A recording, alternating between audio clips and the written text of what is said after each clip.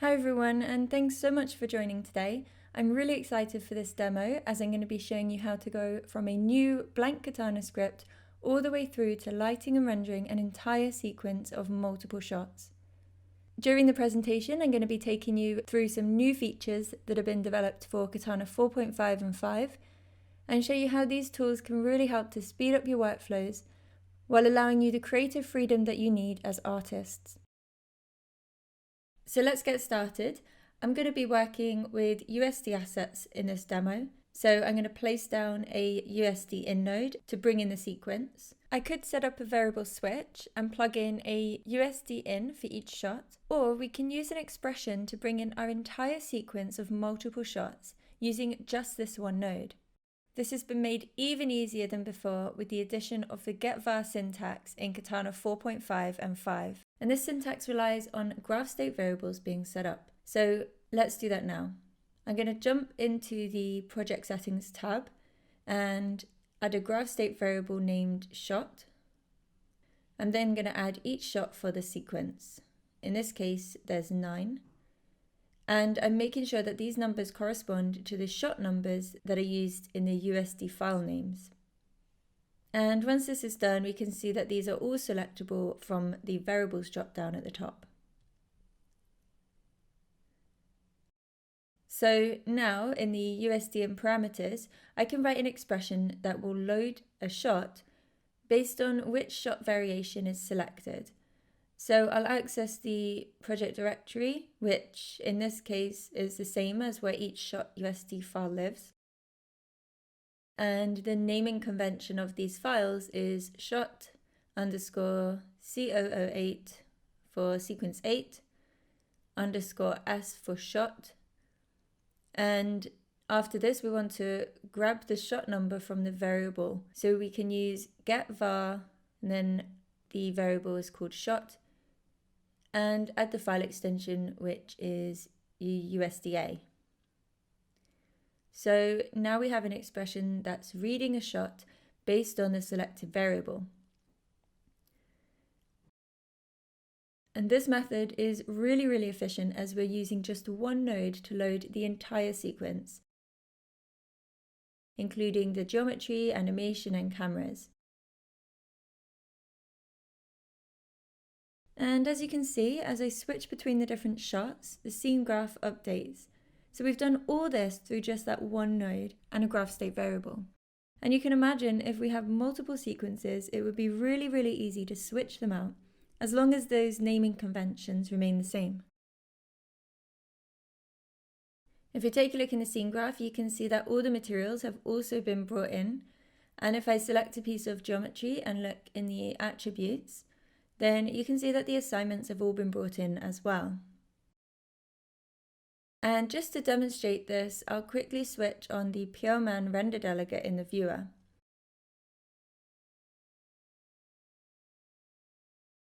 And switch off the basic materials. And then you can see all the objects have their materials. These render delegates are another new addition to Katana 4.5 and 5. And they just provide you with a really quick and easy way of viewing your scene without having to set up lights and render settings and performing a render. The render delegates work by adding a bridge between the viewer and the renderer.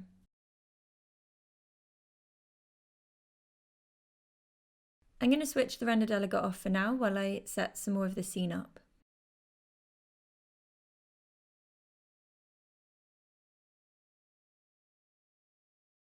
So this sequence contains some characters that all have hair.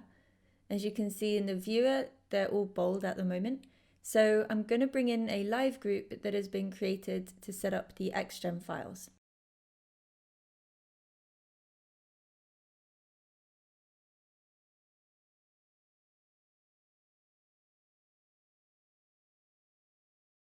And if we take a look inside this live group, you can see that there's a group for each character. And these groups each contain a render procedural, the XGen paths, and a couple of op scripts for setting the palette, the description, and the patch, as well as some other parameters that are required for getting XGen working.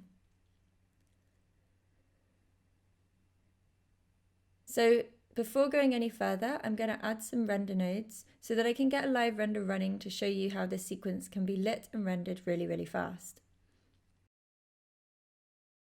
And using these nodes, I'm just setting the render camera and the camera settings, setting a pixel path tracer integrator, setting the resolution, samples, and some global settings.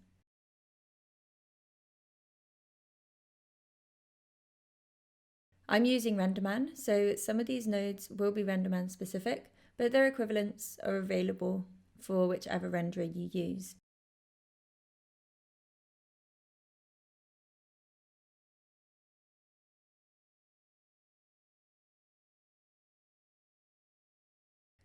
I'm also going to set up some collections for certain elements in the scene, and I'll store them in a group stack for the purpose of organization.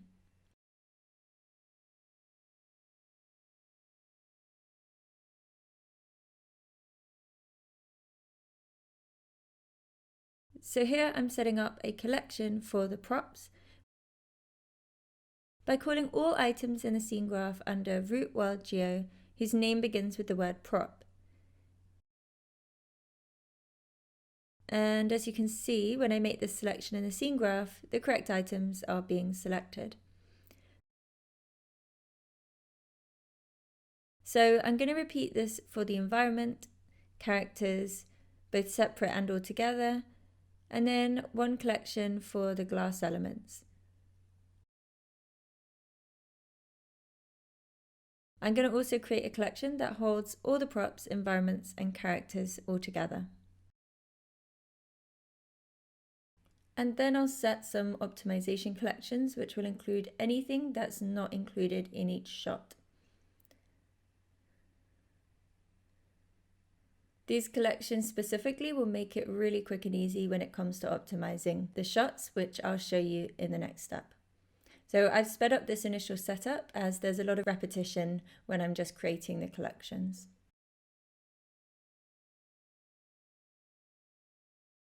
So now that they're set up, I can use these collections within a prune node to remove these elements on a per shot basis by referencing the collection and then the shot variable.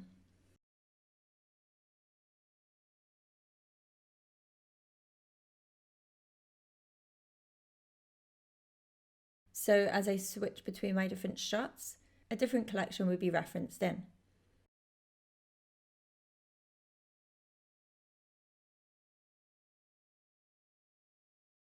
And next I'm going to add some PLMan object statements to apply a displacement bound for all the geometry.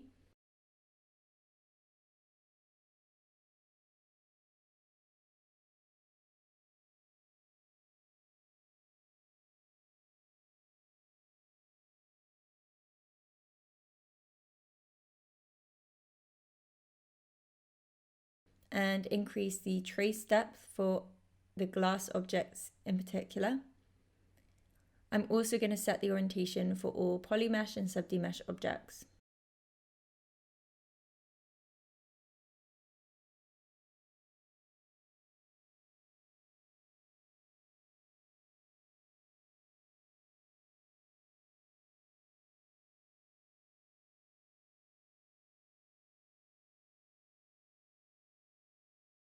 And just before we set off a render and start on the lighting, I'm going to show you a really useful method for optimizing your scene in Katana even further. We're going to use interactive render filters for this. And this node lets you create global changes for preview and live renders, so you can add nodes and make overrides without having to connect them to your node network at all. And these interactive render filters can then be selected based on your needs at that time. So I'm going to set one up to reduce the render image size by using a render settings node to reduce the resolution to 640 by 360. And now I'll be able to add and clear this render filter whenever it's needed.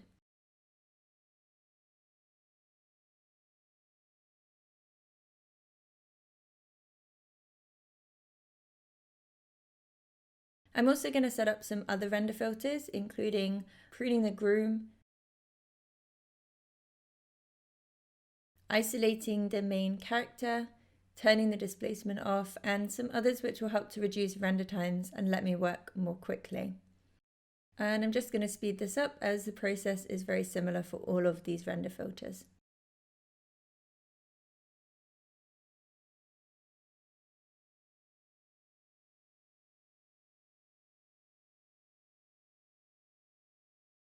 So now that these are all set up, I don't need to activate them all at the same time, but they're available for when I need to use them.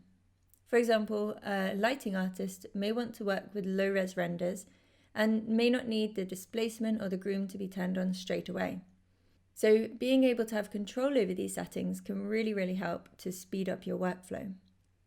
So for now, I'm going to use the filters that switch off the displacement and reduce my resolution just to speed up the live renders as I start lighting the scene. So now that I've done the initial setup and optimization, I'm going to start lighting the scene by adding a render node and a gaffer 3.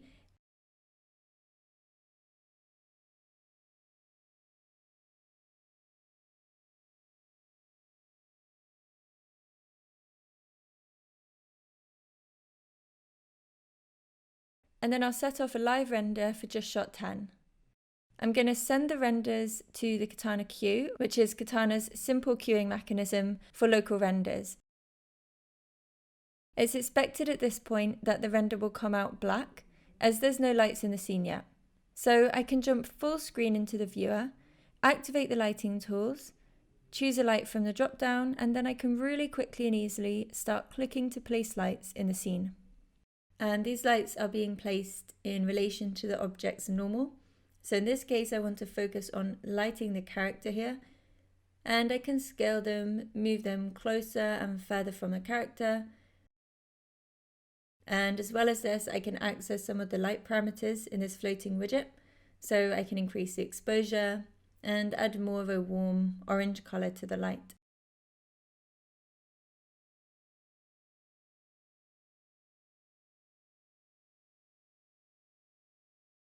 This is a really good way to start building up the lights in a shot.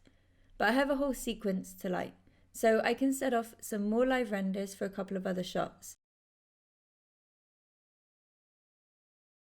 And I know that shots 14 and 15 have quite different camera angles from each other, and also from shot 10. So I'm going to start with them. I'm choosing not to set off more live renders than this initially, so that I can work efficiently in this early stage, and then I can bring in more shots and refine the lighting later on. So while these renders get started, I'm going to change my layout just a little bit to make it more suitable for lighting. I'm going to dock the catalog tab on the left so that it stays visible even when I jump full screen into the viewer. And this is going to really help because I want to be able to see all my shots as I'm working on the lighting. Okay, so now I have the layout set up the way that I want it.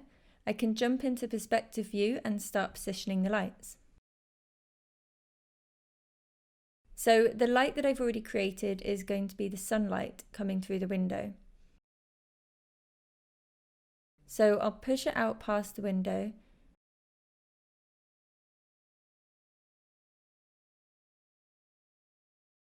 And I'll just scale it up and move it around so that it's coming straight through the window. So as I'm moving it around, we can see the live renders are updating nicely. And this really helps to make sure that this lighting is looking exactly how I want it across all the shots, rather than just working on one.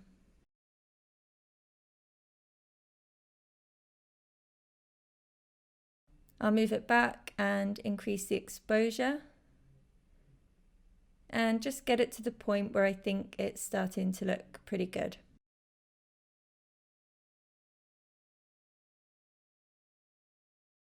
I'm happy with this one, and I'm going to add a new light. I'm still using the normal light placement option to place this light.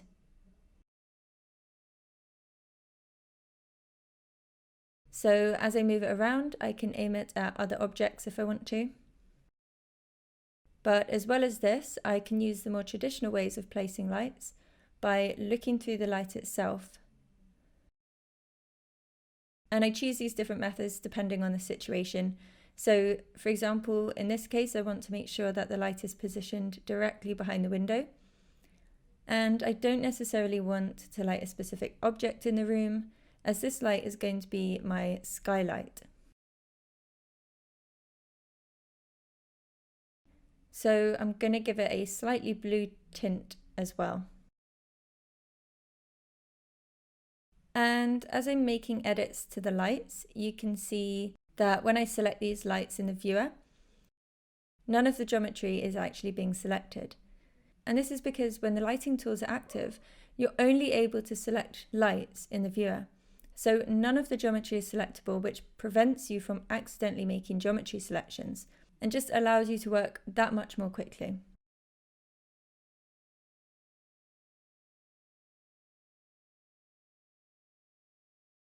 So I'm going to make some more small refinements to these lights, making sure that the colors are looking right, until I get something that I'm fairly happy with.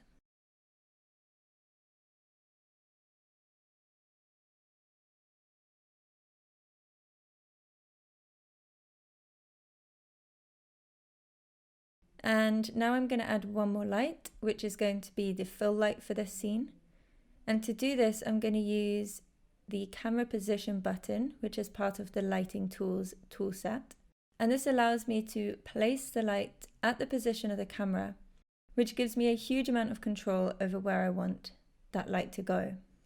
And then I'll increase the exposure, change the color slightly to make it a bit warmer. And I think this is starting to look nice. So I'm just going to quickly jump back into the parameters for the lights and change their names.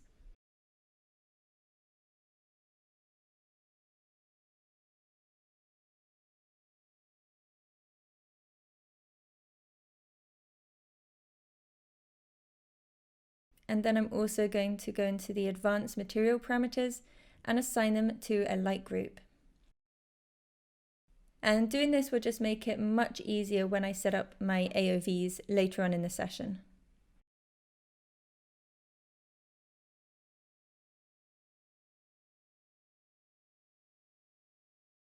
While I'm doing this, I'm also going to give my Gaffer 3 node a name as well. And then I'm going to add a new Gaffer 3 for my kitchen lights. So the kitchen is only visible in the background of shot 10, but I still want to add some light here. And as you can see, when we jump back into the viewer, you can now switch between the different Gaffer 3 nodes. And the symbol will tell you whether the selected lights are editable from this level. So I'll jump back to the sequence lounge lighting. And then I can make some changes to the lights at this level. And when I'm happy with the changes that I've made, I'll go into the sequence kitchen lighting and I can start placing lights here as well. So I'll just quickly expand the scene graph out so that all of our props and characters are visible here. And for the kitchen, I want to create some sunlight coming through this window. And what I can do instead of setting up another light from scratch is clone the sunlight that we already have set up for the lounge. So I can select this sunlight and then use the clone option in the lighting tools. And then when I click to place a light, I'm going to be placing a clone of the selected light. This is another placement option, which makes it really quick and easy to make duplications of lights. There is also a clone as template option for setting up template materials. However, I want to be able to make individual changes to the sunlight coming through the kitchen and the sunlight coming through the lounge. So I'm just going to leave it as a clone for now. And now, as you can see, as the renders update, you'll see shot 10, the kitchen is lit nicely in the background. And I think this is all the shot really needs just to bring some light into it.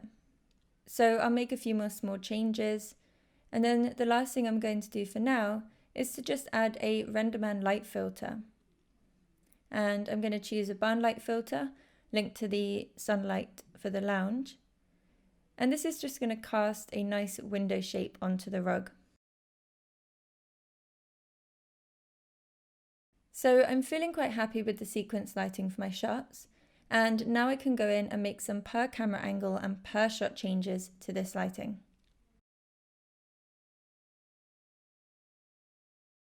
To do this, I'm going to use a variable switch node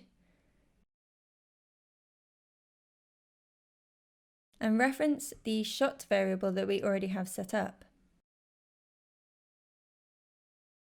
Now, in the inputs, I'm going to group the shots together based on similar camera angles. None of them have exactly the same camera angles, but they're close enough that I would want the same lighting override at this level. And I can then go in at a later time and make pair shot overrides as well. So I'm going to add a Gaffer 3 node and inherit the lights from the incoming scene, which will allow me to see the lights that I've created in upstream Gaffer 3s. And then I'll adopt the lights for editing so I can edit them from within this Gaffer 3. And now I can start making some changes. If I look at my renders, shot 10 is looking quite a lot brighter than the other shots.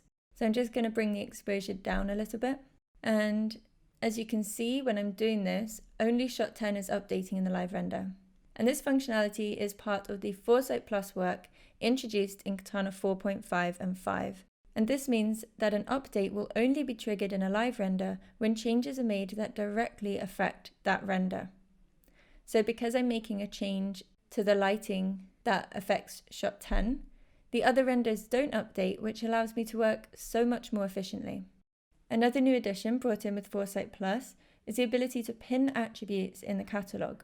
As you can see, if I open up the catalog tab a little bit more, we have different columns with different attributes about each render from this session. So I'm going to quickly click and drag to move these around, just to organize them a little bit better, and keep the ones that I really care about seeing at the front. So these tick boxes indicate a pinned attribute, which means that when changes are made to these, a live render won't be triggered until they're unpinned.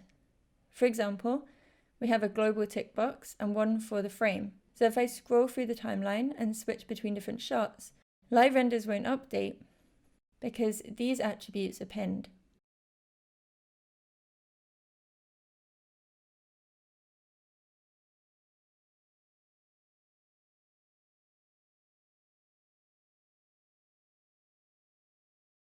If I unpin these attributes, then the render will update.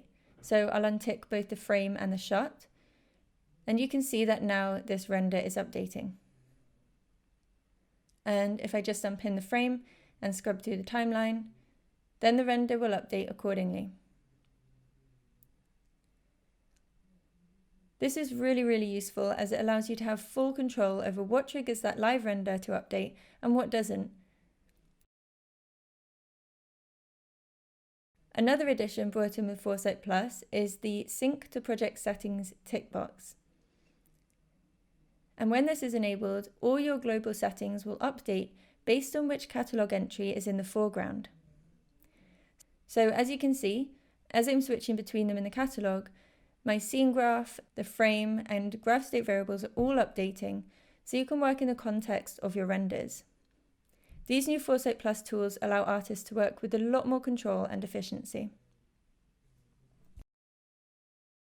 So I'm going to go back to the node graph and just add a few more Gaffer 3 nodes in between each of these streams, and I'm going to make some changes to some of the other shots.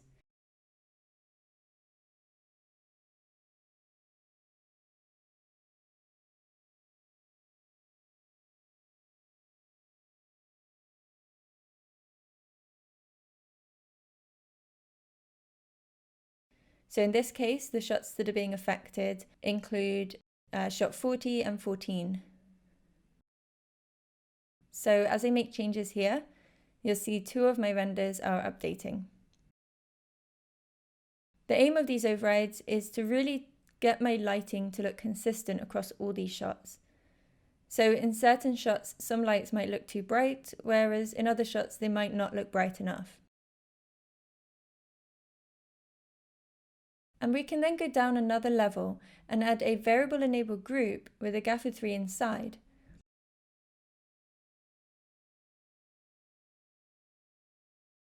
I can reference the shot variable and a specific shot, and by doing this, only the shots that I've referenced will be affected by the nodes inside this variable enable group. So I can now go in and make changes to particular shots and make even more refined edits on a both per shot and per camera angle basis.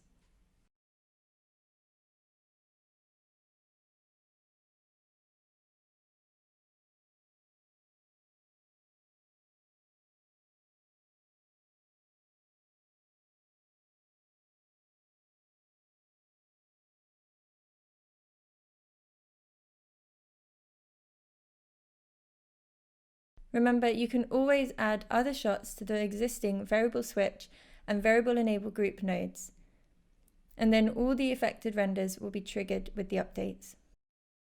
These overrides can be set up in whichever way you find most useful.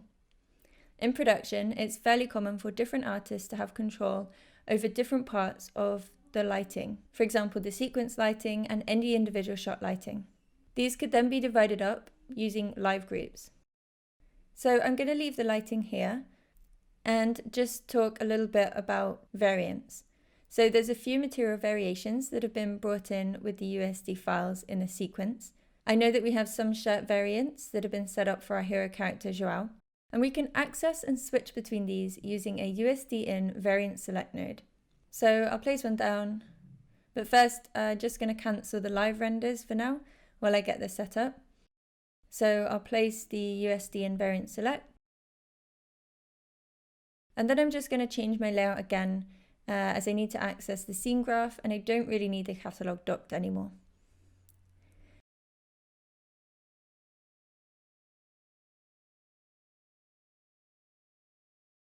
And now I can drag the Joao character from the scene graph to the location field. And then we should be able to select the shirt type variant, which would have been written out with the USD material bakes, and choose each variant from the dropdown. I'm going to start a live render quickly so that we can see these different variants as I switch between them.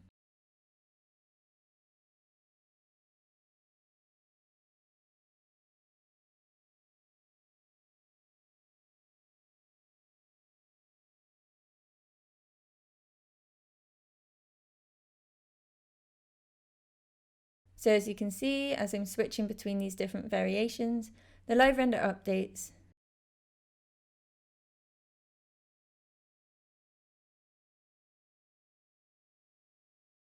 I'm just going to quickly unpin the frame for this render so that I can see if there's a frame in this shot where his shirt is more visible.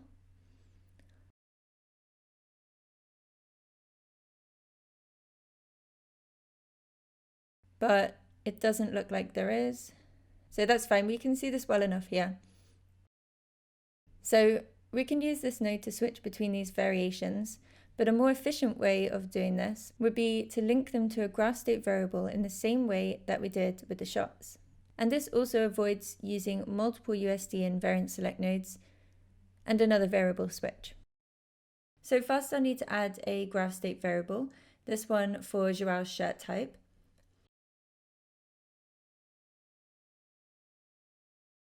And I'll add the variations here as well, remembering to keep the name the same as the variants, just like we did before. So now that I have this set up, we can use an expression in the variant selection field to grab the name from the graph state variable selection. So as I switch between the graph state variable states, the variant select is grabbing the name and inputting it here. And in the live render, you can see the shirt type update. As many variations as needed can be set up in the same way, including geometry variants for different style of objects. And this gives you a lot of freedom and makes it really easy to make these changes, even at this stage in the pipeline. As well as accessing these existing variants, we may also want to make changes to any of the materials in the scene. And because the materials have all been brought in with USD files, we can make edits really easily using a NetworkMaterialEdit node. For example, I might want the wood of the TV unit to be a little darker. I'll just need to reference the material that I want to change. So the TV unit matte.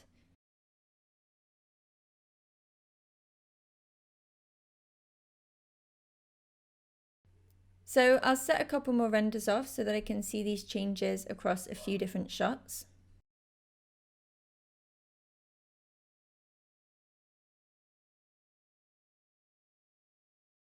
And I can jump in and make changes by adding, removing, or editing existing nodes, and the changes are reflected in the live render.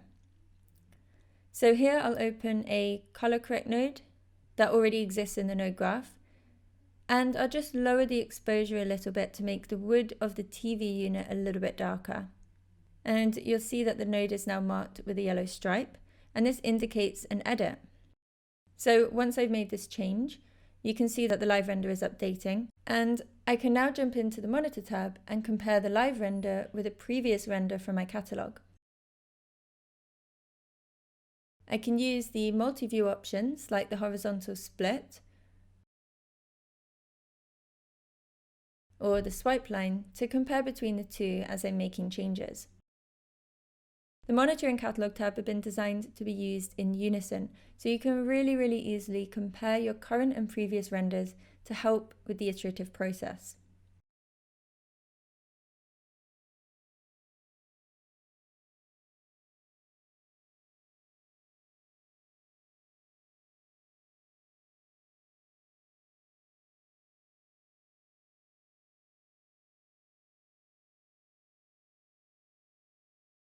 One of the benefits of using a network material edit node for this is that you can plug them into the per shot or per camera angle overrides to make changes on a per shot basis.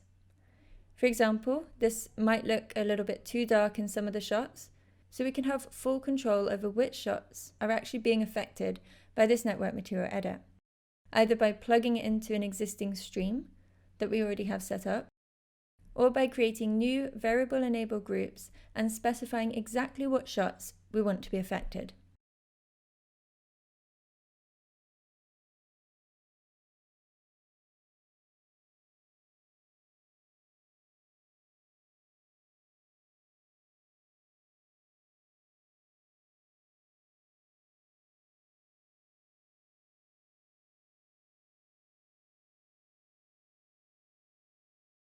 Another benefit is that these changes are all stored in this one node, so they can be really easily disabled and enabled if you wanted to revert back to the original. And if needed, you can also set up material variations using a network material edit and create a new graph state variable to switch between them. So I'm going to quickly tidy up my node graph by grouping the Gaffer 3 nodes and lighting setup, and by adding some backdrops.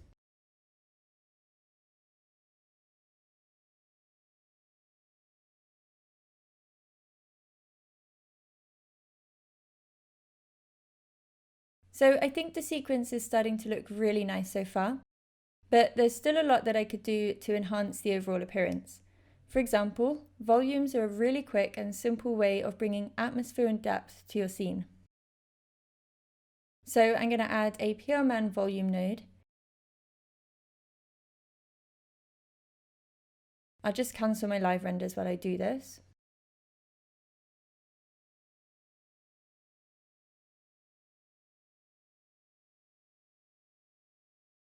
And then I'm going to scale it up so that it surrounds the lounge and the kitchen.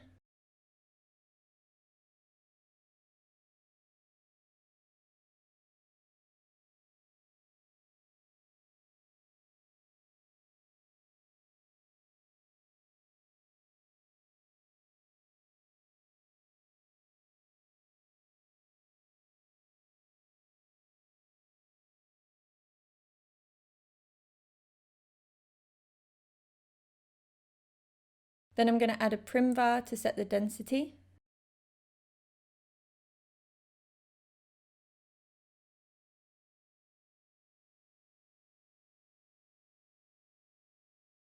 And now I can set off some live renders again so that I can see what this is all looking like.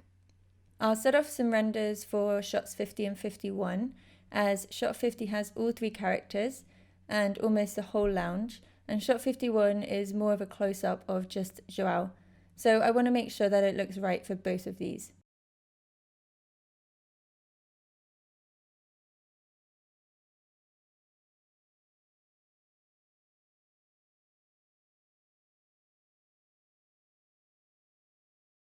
The renders are going to be black as I haven't assigned a material, and the density is probably going to be too high right now.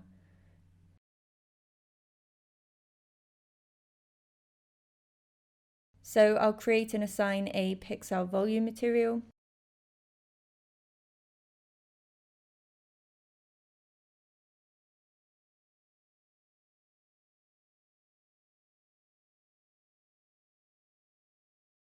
and give it a nice warm orangey color to tie it in with the sunlight streaming in the windows.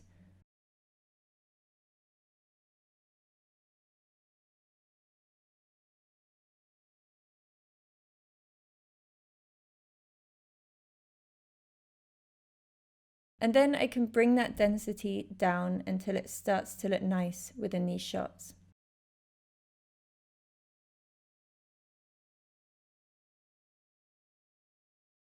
That's still a bit high, so bring it down a little bit more.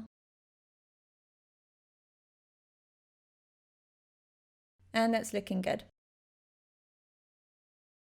So I'm feeling really happy with the shots as they're looking now. I'm going to stop the live renders and set off a quick preview render for all of these shots, just to check consistency across the whole sequence. For these renders, I'll turn groom and displacement on and increase the resolution slightly. And you can see in the dialog that we now have options for the shirt type. So if you wanted to, you could set off some renders to test the different variations across all the shots. But I'm just going to pick one and start the renders.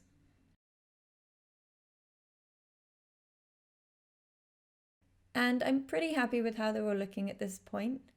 Remember, I can always go back and make some more changes to any of these nodes, the gaffer setups, the materials, the volume, and so on. But for now, I'm going to go with these renders we have. So we've got one for each shot, and the scene is pretty much set up. As I said, we can go back and make edits if needed, but we've got to a good stage where we could really benefit from viewing our renders in the context of a Nuke composite that we know will be applied to the final renders in some form. And this can be done using the Nuke Bridge. Before I show you this, I'm going to set up some render layers that we can utilize through the Nuke Bridge. We can do this really easily by adding multiple render nodes and object statements to map certain elements.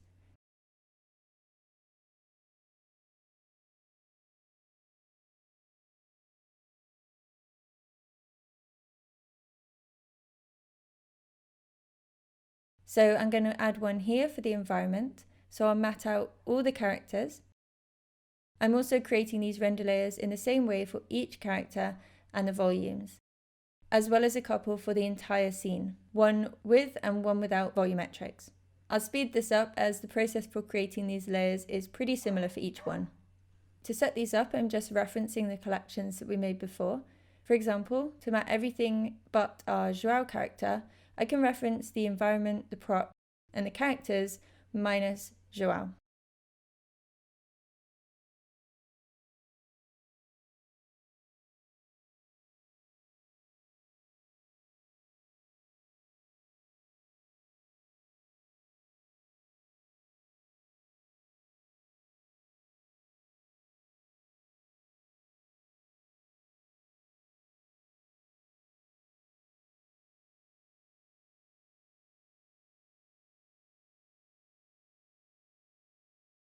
I'm also going to add some render passes for the diffuse and specular, Z-depth, and each light type.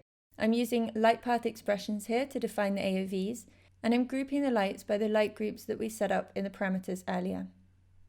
Again, I'm speeding this all up as it's a repetitive process, but I'm adding a PRMan output channel define and a render output define for each of these channels. So now let's jump into the exciting part, which is the Nuke Bridge. This is another new addition to Katana 4.5 and 5 and a really exciting feature, which allows us to stream renders to Nuke from Katana, perform a compositing process, and then stream the results back to Katana to be viewed. This is a hugely powerful feature for Katana, and it provides artists with the ability to work in the context of the final result and reduces the need to re-render. So I have a Nuke script set up with a simple compositing process that will apply a grade, and I'm going to load that script in the Nuke Bridge tab. The mapping inputs are read automatically from the Katana Reader and Katana Writer nodes inside the Nuke script, and these are new Nuke nodes that have been created specifically for streaming between Nuke and Katana. You can select catalog entries for each of these inputs. So I've just got one in this example. And then the Katana Writer node determines the result that's streamed back into Katana. So we can perform preview and live comps from here and choose where they get sent to. So for example, I can set off a preview render, and the result that comes back has been streamed back from Nuke, so I can make even more precise and informed changes as the image that I'm seeing is closer to the final result than ever before. I can then use the monitor to view this comp and compare it to the original render to get a really clear comparison between the two. The Nuke Bridge is a really powerful addition to Katana 4.5 and 5, as it allows for more effective collaboration and communication between the lighting and the compositing. Another really great thing about the Nuke Bridge is that Nuke doesn't even have to be open. As you may have noticed, it can be run in headless mode, so you can really remain focused inside Katana while streaming back and forth from Nuke. I'm going to load a different script just to show you.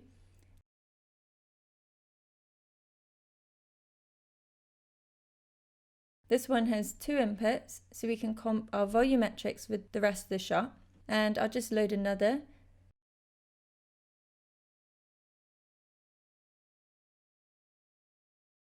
This one takes 5 inputs, one for each element in the scene, so they can be comped together and then streamed back. I'll demonstrate this, so I'm going to set off a render for each of these layers that we need.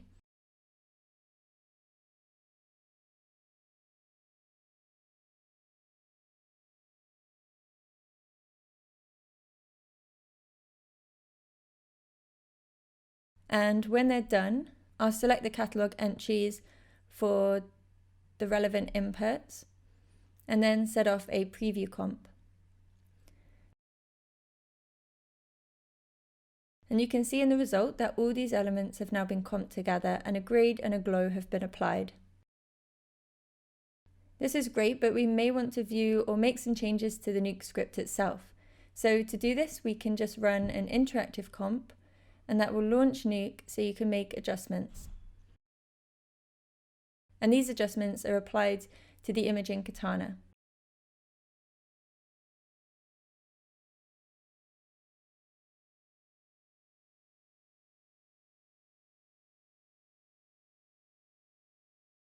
We have two outputs in this script, as you can see, a comp and a contact sheet. If I jump back to Katana, you can see that they're both selectable here. We can also compare our current interactive comp to the previous preview comp that we set off in the same way as before by using the multi-view in the monitor. So we can always see exactly what our changes look like. This whole workflow between Katana and Nuke allows for really smooth iterations and lets you work on a more final version of your shot or sequence. So it's taken us roughly 1 hour, or just under an hour, to go from a blank Katana project to a complete scene set up with multiple shots. We've lit and rendered the entire sequence and streamed to Nuke to apply a comp.